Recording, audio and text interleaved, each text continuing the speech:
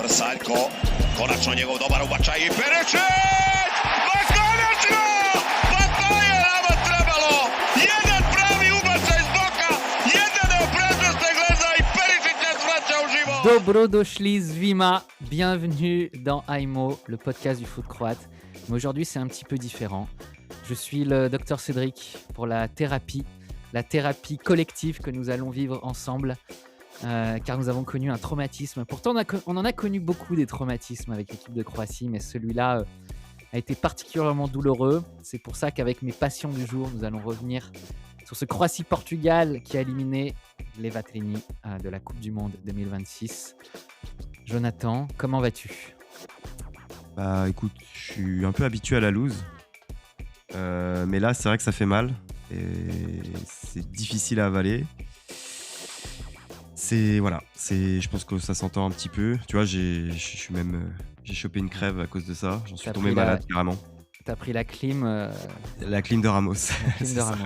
Ouais, c'est une nouvelle maladie que seuls les Croates sont atteints. J'espère que pour les autres nations, il n'y aura pas d'épidémie. Les Marseillais aussi. Oui, mais les Marseillais.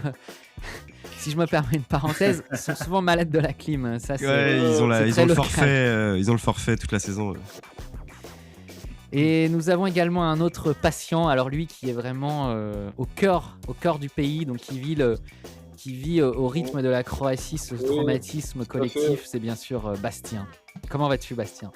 Très mal, hein, comme nous tous évidemment, et donc j'ai été effectivement admis en consultation en visio aujourd'hui, donc on est passé en mode Corona, hein, finalement ça nous rappelle le bon vieux temps. On n'a toujours pas trouvé le vaccin à cette loose croate, hein, du coup, donc comme le dit un chanteur français, c'est le connard de virus. Voilà. Et alors j'ai pas la rêve du coup, malheureusement. Non, parce que Renaud, vraiment c'est hors sujet, hein. Mais Renaud avait fait une chanson pendant le Covid et il chantait connard de virus. Mais oui, oh là là, oui. Avec un fusil à la main. Non, mais j'avais effacé ça de ma mémoire en fait, merci de me le rappeler. Voilà, si jamais Thompson avait fait une chanson dessus, j'aurais pu rebondir, mais ce n'est pas le cas, je crois. Oui, et évidemment, tous les membres de ce podcast, en bon croate, écoutent régulièrement dans leur playlist favorite du jour Thompson, le légendaire chanteur croate. N'est-ce pas, Dimitri ? Et notre quatrième patient, c'est bien sûr Dimitri. Alors Dimitri qui paraît-il est resté enfermé dans ses toilettes depuis 3h du matin vendredi. J'espère que ça va. Est-ce que tu es allé voir la lumière du soleil depuis 3 jours ? Non, toujours pas. J'attendais ce rendez-vous avec impatience. Merci de me prendre aussi rapidement. C'est sympa parce que voilà, on en avait vraiment, vraiment besoin.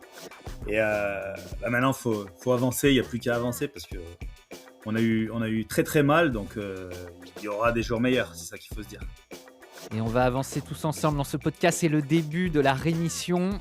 Et au cours de cette émission d'ailleurs, nous allons sans doute avoir un invité spécial qui est ingénieur. Il nous parlera notamment, parce qu'on va peut-être pas en parler tout de suite, mais plus à la fin du podcast, évidemment de ce qui a fait parler plus que jamais sur les réseaux et ailleurs, c'est bien sûr comment s'est terminé ce match entre la Croatie et le Portugal. C'est parti pour ce nouveau podcast. Là, on va revenir sur ce 16e de finale qui était, on peut le dire, extrêmement animé entre la Croatie et le Portugal. Ça s'est terminé au bout du temps additionnel. Il y a eu près de 20 minutes au total. 2-1 pour le Portugal. On a eu une première mi-temps quand même assez décevante des Croates dans le sens où ils étaient très attentistes. Ils ont beaucoup attendu les Portugais qui pour autant n'ont pas eu de grosses occasions. On a senti qu'il y avait une vraie volonté de la défense croate de rester solidaire, de faire attention, de bien rester bien aligné parce que c'était quand même un des défauts de la sélection lors de la phase de poule. Ça s'est réveillé en deuxième mi-temps où le match a vraiment commencé. Beaucoup de cases, beaucoup d'intensité, des phases de jeu comme on en avait déjà vu sur certains buts pendant cette Coupe du Monde. Une Croatie assez transformée aussi d'un point de vue offensif. Et il faut quand même avouer que la VAR a eu un petit peu son effet. Tout d'abord parce qu'il y a eu un but refusé après l'ouverture du score de Perišić, un but de Cristiano Ronaldo, qui a été refusé parce que le hors-jeu un peu chelou là, avec la ligne, il avait la tête trop en avant. Pour autant, quelques minutes après, penalty accordé sur une faute dans la surface de Vlasic, accordé suite à le visionnage VAR, un penalty marqué par Ronaldo. La Croatie marque ensuite par le biais de Sucic, une très belle frappe en contre, annulée quasi pour les mêmes raisons que Ronaldo. Il avait la tête trop en avant puisque visiblement, c'était une position illicite avec ces nouvelles règles. Et on en parlera donc à la fin de ce podcast. Le véritable traumatisme, c'est bien sûr ce but annulé au bout du bout, suite à une action qu'on réexpliquera parce que c'était vraiment dingue. C'est bien sûr le but refusé à Gvardiol, rentré en toute fin de match, avec soi-disant Matanovic qui détourne le ballon des cheveux, on ne sait pas trop, le capteur qui dit qu'il la touche. Mais les images ne le prouvent pas. Rien ne prouve qu'il y a eu quelque chose d'illicite, en tout cas. Et donc, ça a fait grandement, grandement parler sur les réseaux. Donc là, je fais quand même un résumé du match qui est très lié aux décisions arbitrales. Mais messieurs, au-delà de ça, on peut quand même dire, et principalement la deuxième mi-temps, qu'on a vu un vrai match de Coupe du Monde. Qu'est-ce que vous en pensez ? Jonathan, est-ce que tu veux commencer ? J'ai laissé les autres parler, mais Personne ne veut commencer. c'est ça. Il faut y aller.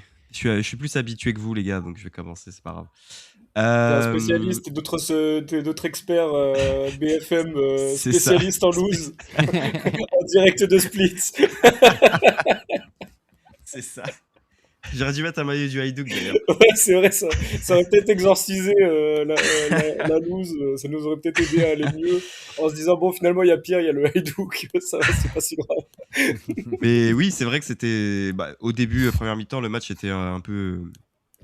Je pense que les deux équipes se craignaient un peu, s'observaient. Ça tentait pas grand-chose des deux côtés. Clairement, ouais. Et en deuxième mi-temps, ça s'est débloqué avec ce but de Perisic. Et du coup, on y a tous cru, forcément. La Croatie a le eu but de Perisic arrive à un moment où la Croatie n'a pas encore trop le ballon. C'est presque contre le cours du jeu. C'est clair, ouais. Grosse erreur de marquage, d'ailleurs, de la défense portugaise. Oui. Il est tout seul, 3 fois le ballon. il a le temps de contrôler tranquillement le ballon, de regarder l'heure, de dire bonjour à sa femme, tout ça, et hop, il frappe, boum, but. Ouais, bien sûr. Perisic a été d'ailleurs assez impressionnant dans cette Coupe du Monde. Ouais, c'est clair. Et ça lui va bien, du coup, ce poste d'arrière-gauche, quoi. Il est partout, le mec. Et puis ensuite, forcément, réponse du Portugal, on s'y attendait un peu, ils allaient pas se laisser faire avec ce petit penalty. Moi, je dis que c'est sifflable. Certains ici diront que, apparemment, bon, ça siffle, c'est sûr, mais bon, c'est peut-être un peu sévère. Alors, justement, rappelons que Dimitri a un bagage d'arbitre et d'arbitre je sais pas ce qu'en pense monsieur l'arbitre. Au niveau. Donc, on a plein d'experts dans cette émission. Les experts, peut-être que vous n'imaginez même pas à quel point ils connaissent plein de choses. Dimitri, donc tu as en effet déjà arbitré. Donc, tu as un avis assez précis là-dessus. Toi, qu'est-ce que tu penses de cette faute qui a été jugée à la VAR ? En tout cas, pour le peu qu'on a déjà échangé ensemble, tu sembles un petit peu énervé par cette décision. Ouais, c'est pas. Ouais, si, c'est énervé parce que, en fait, déjà, la faute pour moi, elle est légère. Enfin, je veux dire, à aucun moment il s'accroche au maillot. Vlašić, il a ses mains qui vont glisser le long du corps du Portugais. Le Portugais se jette. Bon, allez, aujourd'hui, avec la VAR, c'est sifflable. Jonathan, il a raison.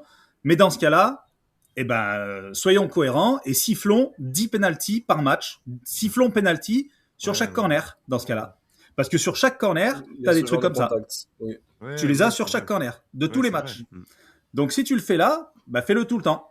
Là, ce qui fait râler, c'est que, encore une fois, contre nous, tu mènes contre le Portugal, tu fais une grosse entame de deuxième mi-temps et tu as ce penalty. Contre le cours du jeu, ouais. Et ça fait mal. Je veux pas le défendre, mais je crois que le défenseur, justement, c'est Veiga, je crois, qui a subi la faute. Ouais. Je crois qu'il allait jouer le ballon, clairement, s'il le ceinturait pas, Vlašić. Donc, je sais pas si c'est pour ça qu'ils sont revenus dessus et qu'ils ont dit, bon, allez, ok, il y avait peut-être une occasion de but. Pour moi, c'est léger, quand même. On est vraiment sur une faute vraiment légère. En fait, c'est le problème de ces fautes VAR, c'est-à-dire qu'à partir du moment où c'est vérifié, le fait de revoir les images instaure ce biais qui fait qu'au final, il ne peut pas la refuser, comme souvent ces pénalty VAR, où dès qu'on voit la vidéo, on dit c'est bon, il ne peut pas refuser parce que la vidéo montre telle image. Mais ça ne veut pas dire pour autant que c'était celle qui était la plus juste ou celle dans le sens du jeu. Et surtout, pourquoi tu ne checkes pas toutes les fautes sur les corners alors dans ces cas-là ? C'est ça que moi, j'arrive pas à comprendre. Il y a eu, je crois que c'est justement l'Allemagne, j'ai vu des supporters qui se sont plaints parce qu'il y avait une faute semblable du Paraguay avec un Paraguayen. Bon, d'ailleurs, ça a été un match, il y a eu France-Paraguay, donc juste hier qu'on enregistrait, donc c'est vrai que c'est assez rigolo d'en parler. Mais certains supporters allemands se disent, bah, regardez, quand le Portugal, il y a ça, il y a faute pour eux. Et puis, nous, il y a eu la même chose. Donc oui, en effet, il y a ce problème, c'est que en fait, si c'est pas sifflé là, pourquoi ce serait pas sifflé dans d'autres matchs ou pourquoi pas dans d'autres actions? C'est un peu l'autre problème de la VAR, c'est que tout devient sifflable en fait. Ouais, t'as un puis- gros problème de cohérence. Ouais, mais on sait puis, je pour sais qui pas c'est si c'est sifflé moi. aussi, quoi. Je sais pas si c'est moi, mais dans cette Coupe du Monde, j'ai l'impression qu'il n'y a pas beaucoup de décisions qui sont prises par l'arbitre directement. Je sais pas ce que tu en penses, Dimitri, mais c'est beaucoup la VAR qui intervient et c'est la VAR qui décide, quoi. Mais de toute c'est la façon, VAR qui décide, qui influence, quoi. ça, il faut commencer à vous y habituer parce que moi, j'ai peur, sincèrement, et puis on en parlera Le sur métier le d'arbitre, sur, Mais sur du ce coup, qui le s'est métier passé à la d'arbitre, fin. Mais les arbitres, oui, bah, à un moment donné, enlevons-les en fait. c'est un mec avec un Finalement, sifflet, quoi, en fait. enlevons-les, faisons tout à la vidéo. Oui, bah oui. Et puis comme ça, ben, le problème il est réglé. T'as Ouais, je suis plus, d'accord. t'as plus question de est-ce que cet arbitre il va voir cette faute ou pas. Ben non, dans ce cas-là, fais tout à la vidéo et puis enlève les arbitres dans ce cas-là, parce que maintenant l'humanisation elle y est plus en fait de c'est clair. l'arbitre. Exactement. Et Clair, l'arbitre, en fait, d'accord. de toute façon, il y a une telle pression, je pense aussi de la vidéo, qu'il ne prend pas le risque. Dès qu'il y a une faute, un truc, il dit je regarde la VAR et c'est ça qui décide. Donc au final, comme il check plus ou moins à chaque fois, la décision n'est vraiment plus basée sur le jeu en lui-même, mais uniquement sur ces images vues 10, 15 fois à la suite. Vous voyez, en boucle, quand je vois ce gif, moi, ça me tue à chaque fois. Je vois 15 fois la même action de 3 secondes. Je ne comprends pas comment on peut juger et surtout à un niveau, là, comme en 16e de finale de Coupe du Monde, il y a des paramètres qui vont au-delà de l'aspect physique. Il y a de la faute. Il y a une psychologie à avoir dans la façon de gérer le match. Et je trouve que la VAR tue ce côté humain, comme tu le dis, Dimitri, dans cette capacité à juger le match et à le tenir aussi, d'un point de vue Oui. émotionnel. Ben parce qu'avant, quand on arbitrait, la gestion de match elle était très importante. C'était presque le plus important d'ailleurs. Et puis c'est vrai que bah, des fois, t'avais des fautes qui étaient pas forcément sifflées, mais les spectateurs, ils attendaient pas forcément que tu siffles cette faute à cet instant T. Là, aujourd'hui, comme tu dis, finalement, tu n'as plus de gestion de match. Tu as ces fautes jugées en vidéo à l'instant T. Tu prends plus le contexte en considération. Ça, c'est fini. Et du coup, ben voilà, c'est pour ça, je dis, moi, enlevez-les, les arbitres, à la limite. Enlevons-les. Ouais, je suis d'accord. Donc quoi qu'il en soit, c'est pas prêt de changer. En effet, il va falloir s'habituer, et surtout au niveau d'une compète comme la FIFA. Ils sont très fiers de leur technologie et sont, comme tous les puissants de cette terre, ont très envie d'utiliser les nouvelles technologies pour soi-disant enlever l'injustice. Enfin voilà, et je pense que au-delà de ça, il y a quelque chose de presque idéologique derrière ces choix-là.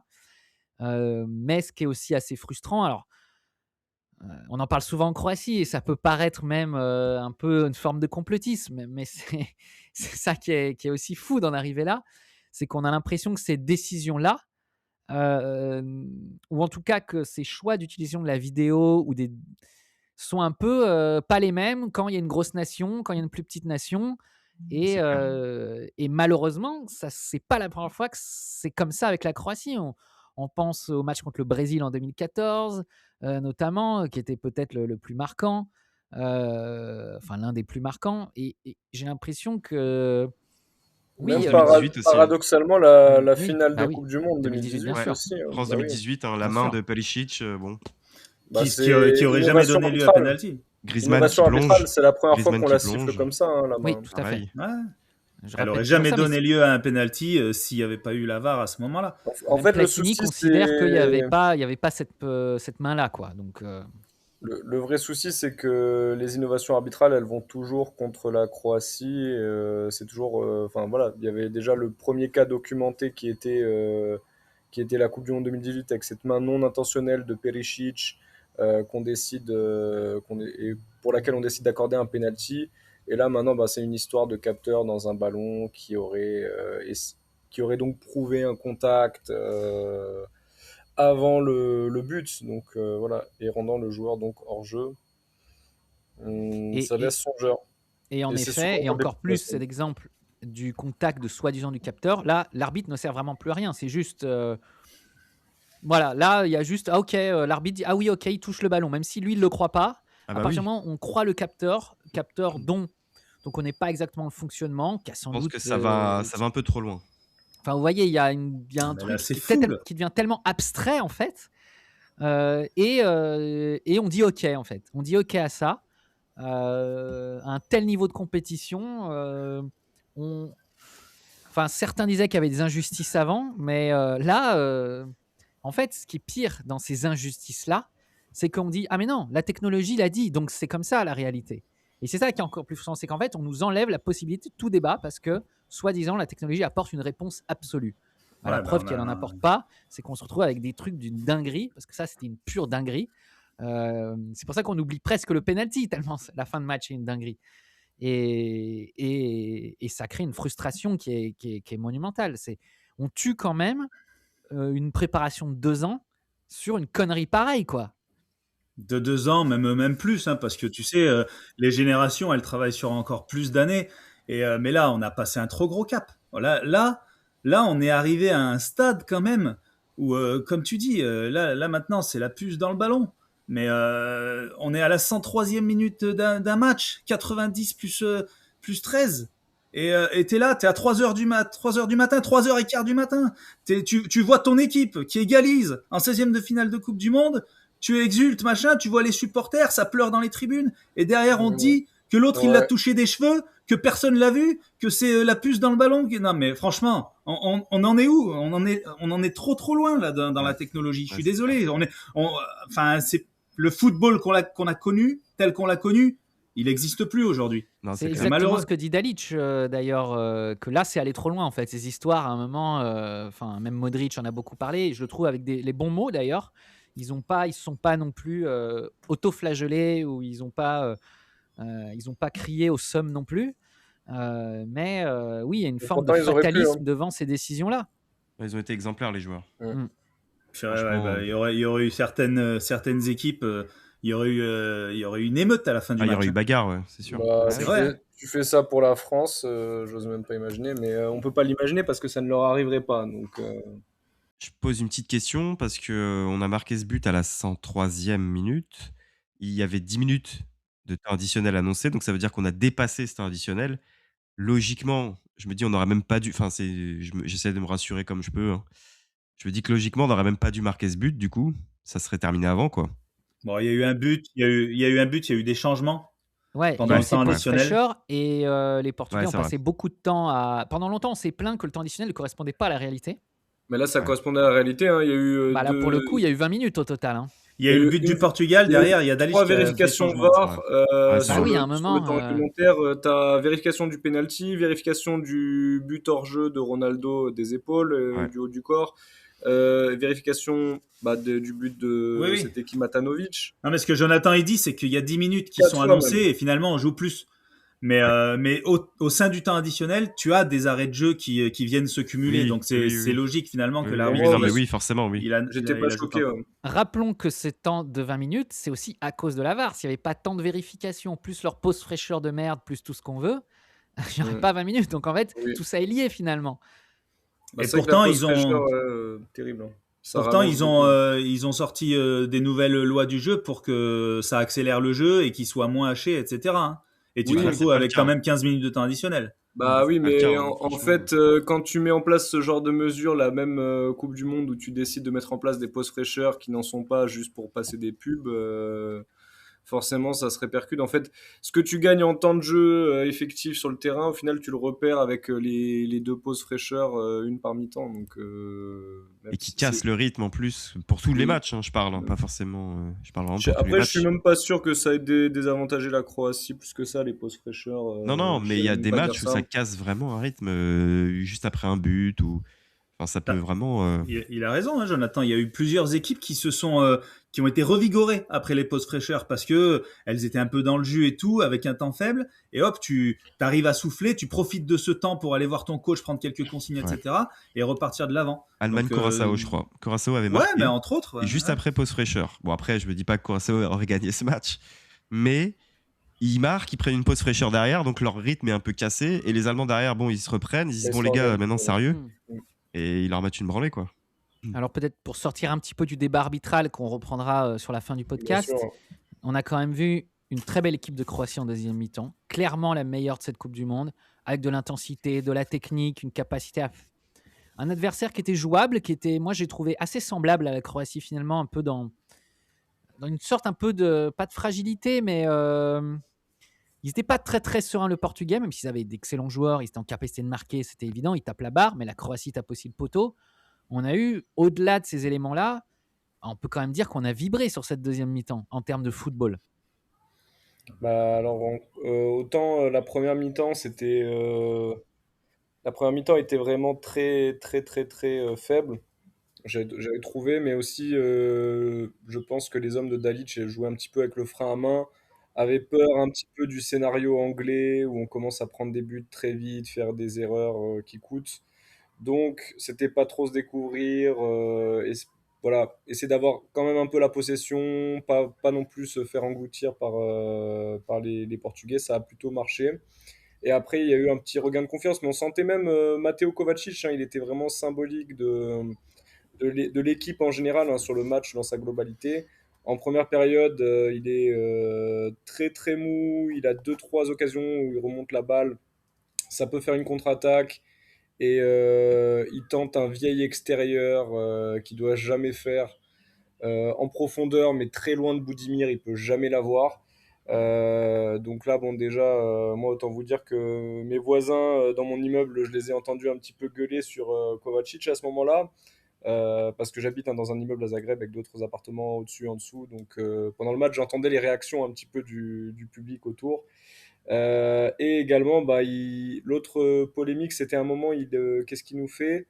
Il a une passe à faire, par contre, au second poteau, en contre-attaque aussi, et il la fait pas en première période, parce qu'il se dit, oula, je viens de perdre la balle avant, donc j'évite de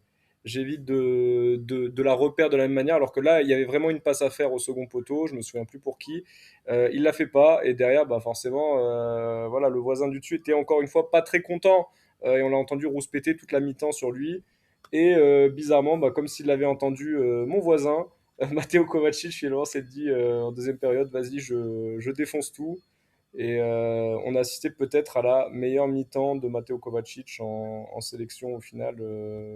Je pense sans trop m'avancer, ça me semble Oui. être le cas. Ou sinon, la dernière fois qu'on l'avait vu comme ça, c'était pour le match contre l'Argentine perdu malheureusement en 2022, je pense, hein. Donc voilà, petit focus pour ma part sur Matteo Kovacic qui partage, hein, comme vous le savez, mon nom de famille, hein. Voilà, je lui ai fait don de mon nom de famille, hein, qui est quand même parmi les meilleurs. Et donc, pour le reste, après, je laisse l'un d'entre vous peut-être continuer s'il a des inspirations, des choses à ajouter sur cette deuxième période. Bah, déjà, pardon. Déjà la première,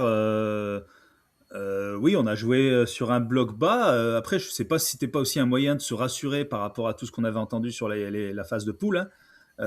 Tu voulais quand même essayer de rassurer ta défense. Moi, je trouve pas qu'on a subi dans le jeu. Ils n'ont pas eu non plus 50 occasions franches, hein, le Portugal en première période, hein. Et après, tu as même fait prendre confiance pour moi au Portugal en jouant comme ça. Et derrière, tu as pu accélérer en deuxième période. Enfin, tactiquement, pour moi, c'est pas idiot, hein, et je pense que c'est réfléchi finalement, hein, cette tactique, hein. Je pense aussi, ouais, je suis d'accord. Je pense que c'était voulu de la part de Dalic de jouer comme ça, ouais. Clairement, et puis finalement, on a un match assez typique de la Croatie, c'est-à-dire que capable finalement de passer un peu du tout au tout, capable de nous surprendre, surtout dans une compétition, et une capacité de se transcender. Et moi, ça qui me fascine toujours, c'est que cette sélection-là, même si elle peut être décevante ou énervante, elle est en capacité sur une mi-temps, sur un match, de trouver son âme profonde.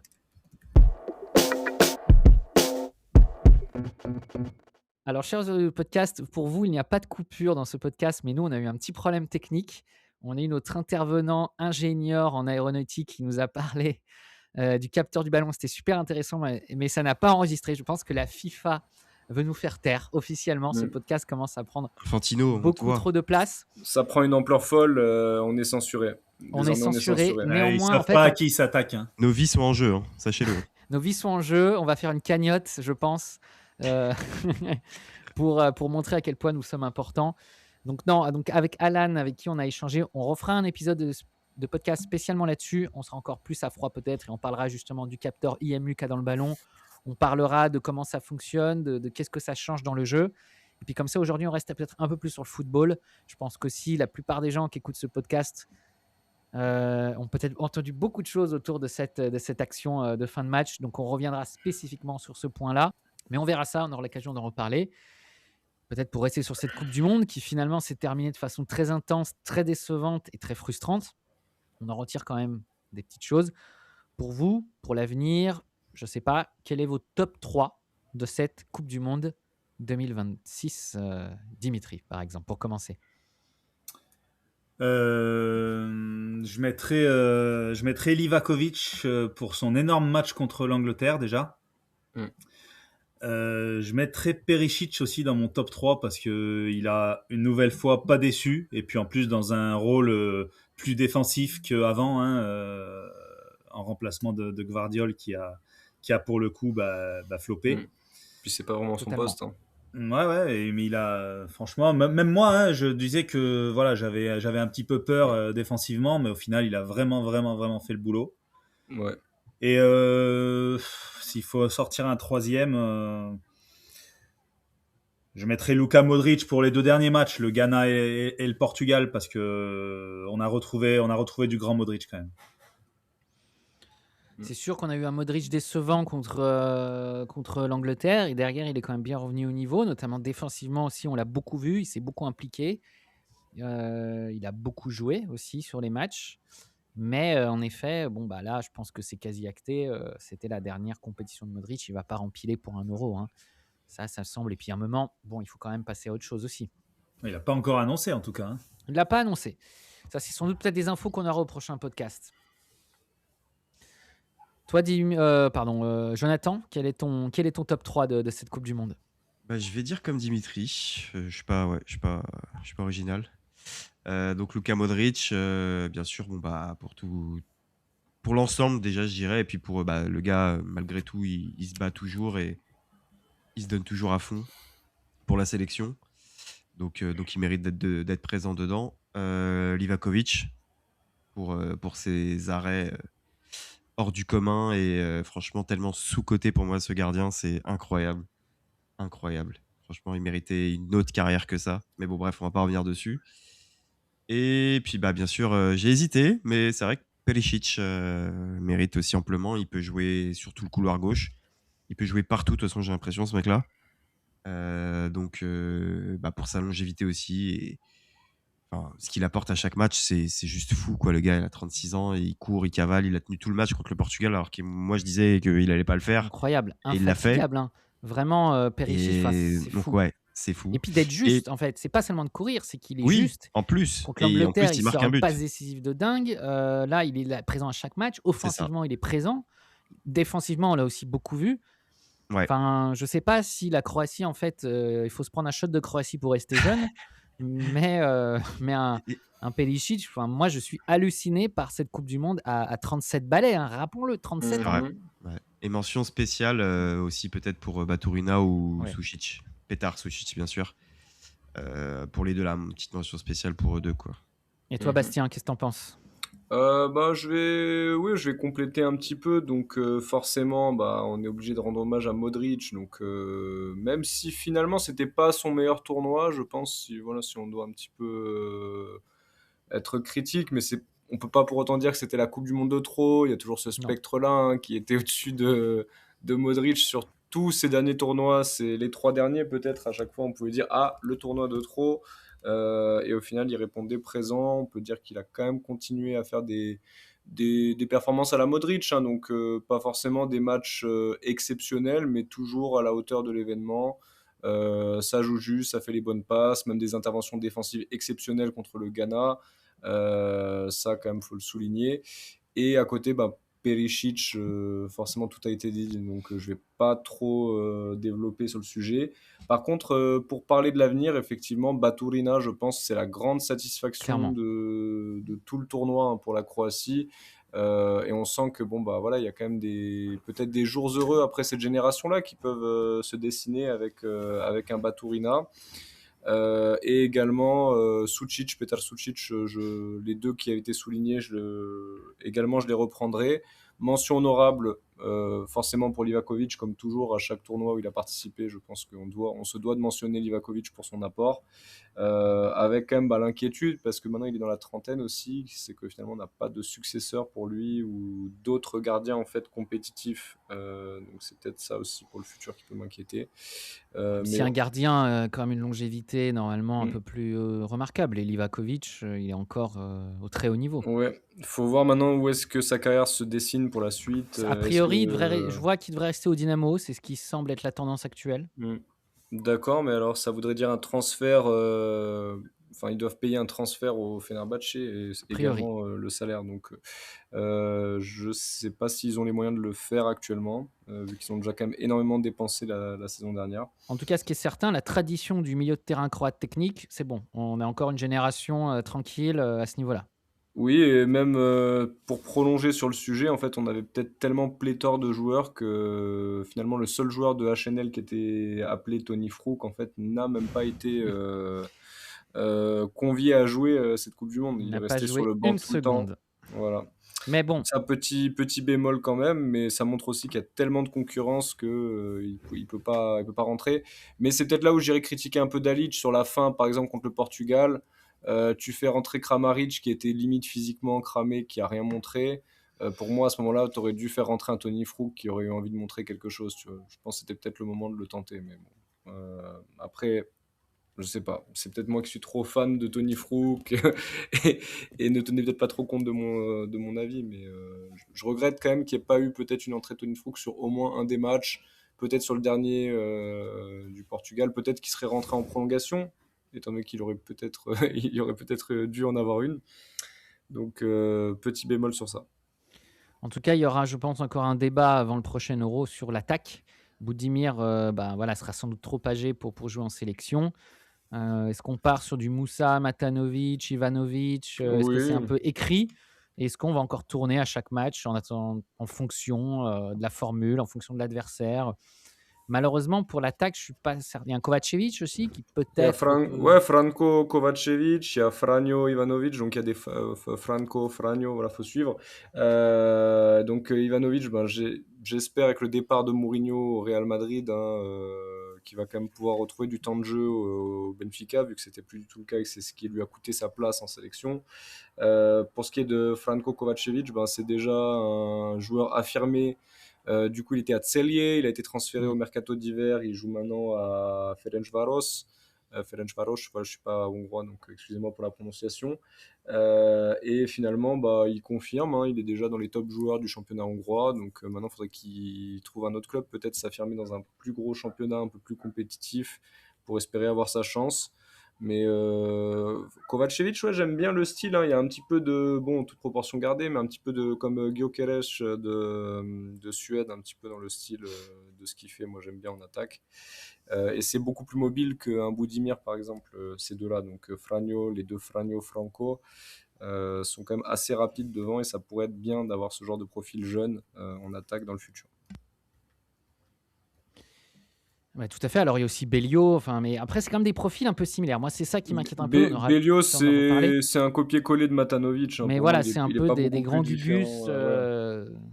Et plus le problème, ils ont des cheveux. Donc, ça, c'est un peu chiant pour les Coupes du Monde. Et Mornar, il est plus sélectionnable. Mornar, Petric. Voilà, c'est ça les joueurs.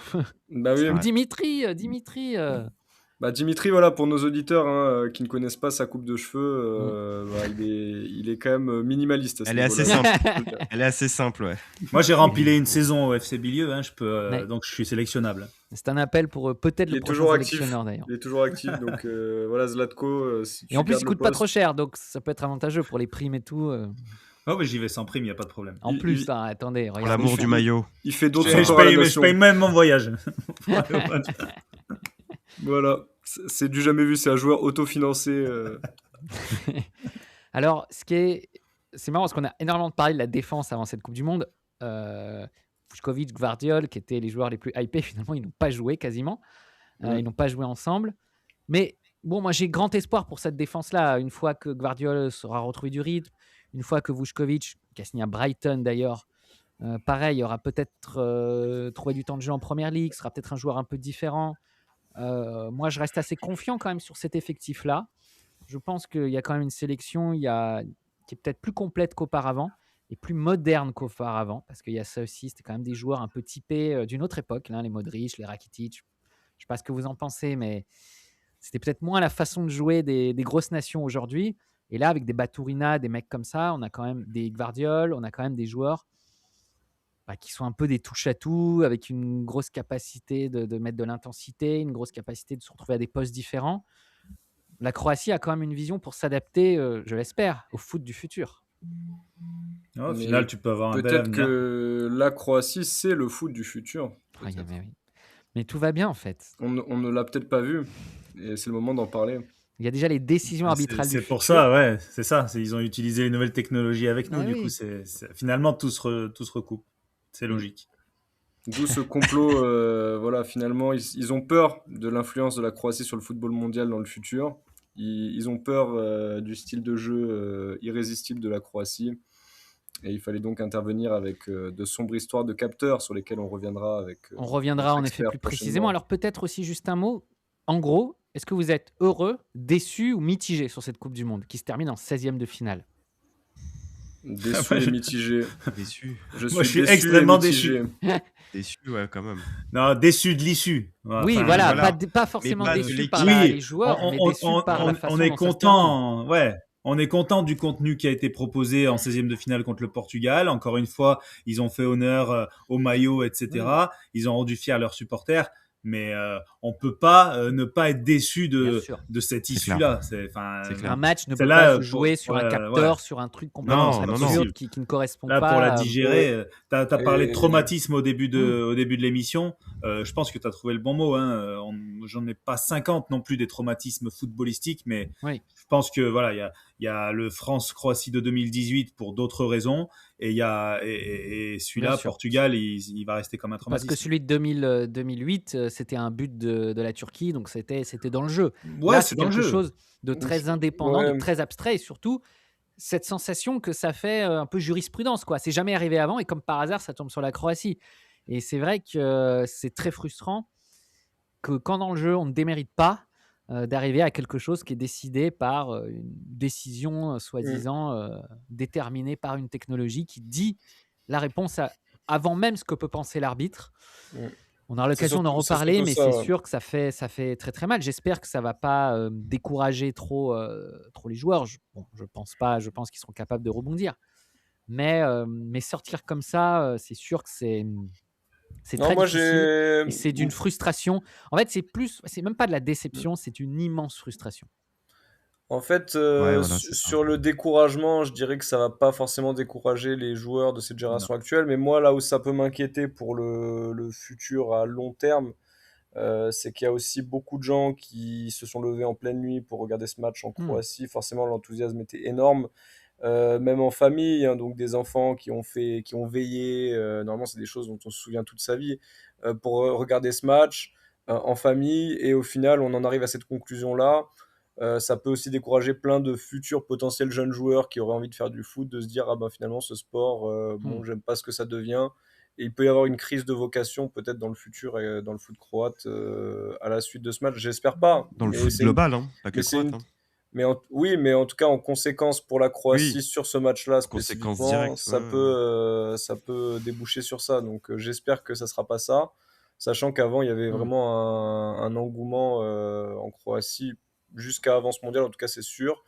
Est-ce que je peux pas encore parler de l'après-mondial, c'est trop tôt pour le dire, pour faire le bilan à ce niveau-là, mais peut-être que ça va casser quelque chose dans l'enthousiasme qu'il pouvait y avoir pour le foot en Croatie, qui était déjà très grand depuis longtemps, bien sûr, culturellement, mais qui avait encore plus explosé avec la Coupe du Monde 2018. On était dans la continuité 2022, et là, en fait, ça se casse un peu la gueule, si je puis dire, à cause de l'arbitrage et pas à cause du niveau des joueurs, donc ça peut dégoûter des gens, je pense. Mais du coup, pas qu'en Croatie, finalement. Parce que si tu regardes bien, le foot, il change tellement que nous, alors après, en plus, je me pose une vraie question, moi. Nous, on a connu le foot d'avant, sans les interventions VAR, sans les interventions technologiques, où du coup, l'émotion, elle retombait pas comme elle retombe maintenant après un but. Et je me pose cette question-là. Les nouvelles générations, peut-être qu'ils vont grandir avec ce foot-là et qu'ils vont être habitués. En fait, moi, petit exemple avec mon fiston de 7 ans, il regarde un match de foot, il s'enflamme sur un but, mais il me dit « Ah bah attention, ça va peut-être être checké. » Alors que moi, j'ai pas ce réflexe-là. C'est terrible, mais bien sûr. Moi, j'ai pas ce réflexe. Moi, je vois un super but, je savoure ce super but, Croatie ou pas Croatie d'ailleurs. Non, mais dans Mais mon lui, appart, vendredi, il a le réflexe sur le de but, dire j'étais que ça comme va un être fou. checké. Hein. Ah bah oui, je veux bien te croire. Ouais. Oui, À 3h du nous, match, t'es tout seul comme un fou. Hein. Comme tout le Ah monde, ouais. mais bien sûr, comme a dit Dimitri, nous on n'a pas ce réflexe de se dire merde, Mais attends, il y a c'est- peut-être mais un check attendez, VAR. mais attendez, mais on arrive à la 120e minute d'un match, c'est impossible de ne pas péter un câble quand Bien on voit sûr. un but. C'est obligé de Première réaction, tu peux pètes pas un dire câble. je vais attendre 2 minutes que l'arbitre, c'est pas possible. Je veux dire. Oui, mais moi, si je- tu j'ai pas- grandis avec ça, si tu connais que ce foot-là, finalement, Ouais, bah, c'est eh terrible. ben, Voilà. c'est une question que je me pose. Hein. Ouais, bien sûr. Moi, j'arrive pas. Aujourd'hui, Bah, j'y arrive absolument pas. pas. Et j'y arriverai jamais, du coup. Mais peut-être que les nouvelles générations, elles vont être habituées à En fait, ça. faut- Mais du coup, l'émotion, c'est plus la même. Certains appellent ça le coitus interruptus. Je vous laisse méditer sur la question. Ouais. En fait, faut montrer des c'est vieux pour- matchs à nos C'est enfants. pour nos auditeurs latinistes, hein, donc on les salue, bien sûr. Bah oui. C'est une très belle langue, hein, même si elle est morte. Elle revit du coup. C'est Voilà. une langue qui revit. Merci de la Merci de la maintenir en faire vie. revivre. c'est exceptionnel. Ça reste vivant malgré tout. Merci Mais Cédric. c'est pas ce qu'on veut, c'est moment surtout quand. Bah non, on veut pas ça. Bah non, on veut pas ça. On n'est pas venu pour souffrir, quoi. Et c'est le problème de cette fin de Coupe du Monde. C'est que ça se termine sur un truc très abstrait qui ne dépend pas du jeu, qui ne dépend pas de la Croatie, qui ne dépend même pas du Portugal finalement. Ça dépend d'une décision purement technologique qui, par ailleurs, n'aurait peut-être pas été appliquée de cette façon-là. Si, parce que j'imagine pas le bordel que ça aurait été si c'était l'Argentine, si ça aurait été le Brésil, si ça aurait été la France, si ça aurait été. Ça aurait pas été la même Et chose. ça, malheureusement, quand on suit l'équipe de Croatie, c'est vrai, il se passe des dingueries et comme c'est la Croatie, bah, ça passera toujours, C'est ça toujours finira nous. par couler. C'est L'innovation vrai qu'on arbitrale. s'en est hein. quand même pris pas mal. Hein. Ouais. Si C'est ça, le on souci. doit se remémorer tout ça, à mon avis, je pense que il va y avoir quand même pas mal de situations comme ça. Ouais. Nous avons besoin d'humains, nous avons besoin d'arbitres, nous avons besoin de Croatie, nous avons besoin de choses qui nous rassemblent. De là, vacances. de vacances, ouais, vraiment. On a vraiment besoin de vacances. Du coup, messieurs, merci d'avoir suivi cette Coupe du Monde, merci d'en avoir débattu malgré cette fin, voilà, qui en eau de boudin, comme on dit. Malgré tout, l'avantage du foot et de la vie, c'est que la vie continue, le calendrier continue. Il y a une Ligue des Nations qui va débuter à la rentrée. Il va y avoir peut-être un nouveau sélectionneur, il y aura des nouveaux joueurs, donc on aura d'autres débats à faire. En tout cas, la Coupe du Monde s'est terminée pour la Croatie, pendant qu'elle se continue pour d'autres nations. J'espère que, même si ce traumatisme va rester toute notre vie, on le sait qu'on en parlera, on aura 80 balais, on dira hey, tu te souviens la Coupe du Monde 2026, maintenant c'est des hologrammes, mais à l'époque... On animera les grosses têtes. On animera les grosses têtes du sport croate. C'est ça. Puis j'espère que voilà, l'Espagne va détruire le Portugal au prochain tour. Hein. Il mérite Voilà, ça. Donc, dans la thérapie, il faut toujours faire une catharsis. Il faut dire tout ce qu'on a au fond du cœur. Donc c'est bien Bastien, tu l'as dit. Voilà, j'annonce triplé de Oyarzabal, c'est bon. Merci Bastien, merci Jonathan, merci Dimitri. On se retrouve pour un prochain épisode de Aimo, le podcast du foot croate. Et même si c'est pas pour cette Coupe du Monde, ce sera pour d'autres matchs et d'autres compétitions parce qu'il y en aura d'autres. Merci à tous les trois.